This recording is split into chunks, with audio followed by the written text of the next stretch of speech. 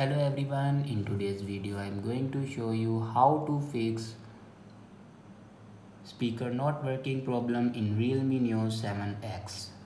So let's start the video. First of all, open settings.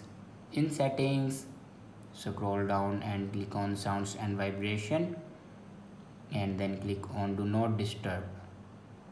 Now here you can check your do not disturb. If you turn on your do not disturb, then turn it off. After turn off your do not disturb, then go back to the main page of your settings and scroll down and click on system and update. Now click on software update and here you can check your latest version will be updated or not. If it doesn't update to latest version, then update it to latest version. After update a latest version, then go back and click on backup and reset.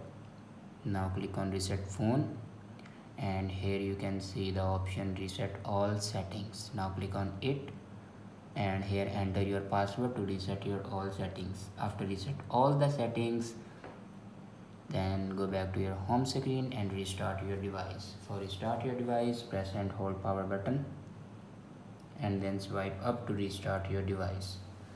After doing these steps, your problem will be fixed. I hope this video is helpful for you. Thanks for watching.